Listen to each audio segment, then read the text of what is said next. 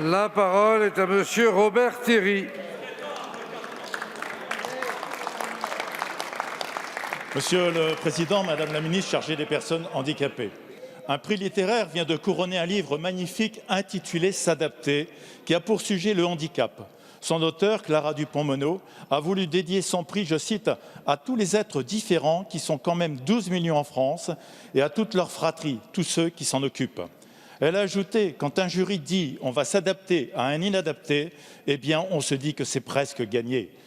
Si c'est presque gagné, côté livre, côté vraie vie, ce n'est pas encore gagné. Que de retard pris notamment en matière de déconjugalisation de l'AAH, demandée par toutes les associations que vous nous obstinez à refuser. Le manque d'AESH est quant à lui toujours flagrant, particulièrement pour les enfants différents qui vivent en milieu rural et qui doivent en permanence s'adapter plutôt qu'on ne s'adapte à eux. Un exemple parmi tant, celui d'Hélène, 15 ans, atteinte de trisomie 21, et présente aujourd'hui dans notre hémicycle avec ses parents. Mais pourquoi, se demande-t-il, n'est-ce pas l'école qui s'adapte à elle?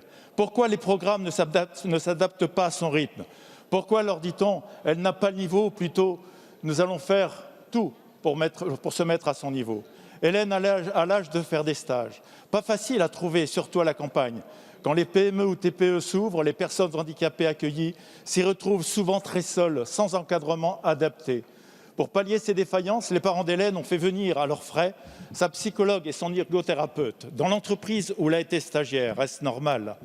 Vous avez sans doute entendu parler de ce documentaire projeté à l'Assemblée nationale en octobre, Hymne à l'inclusion, qui évoque l'intégration de 4 adultes autistes dans le monde professionnel et permet de découvrir comment 4 entreprises ont progressivement façonné leur modèle inclusif et en ont tiré de multiples bienfaits.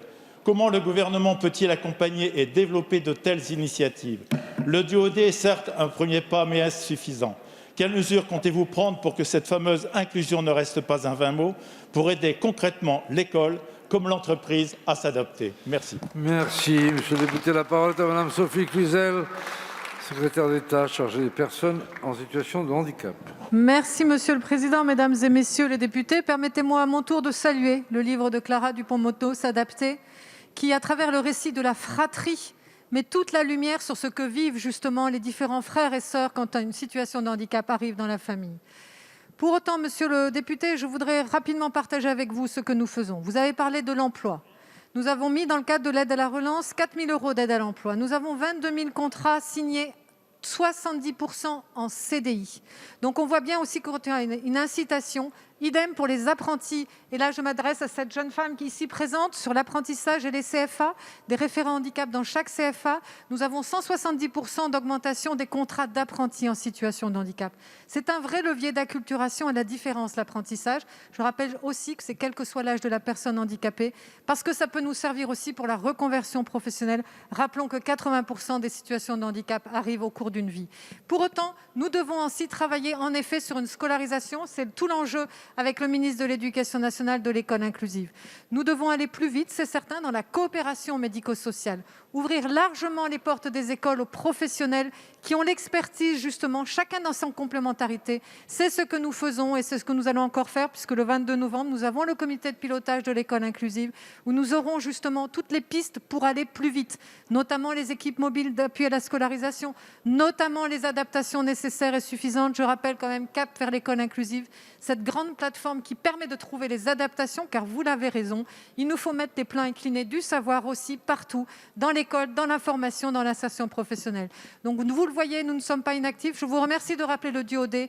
Nous avons aujourd'hui 23 000 offres pour les d'employeurs pour les duos.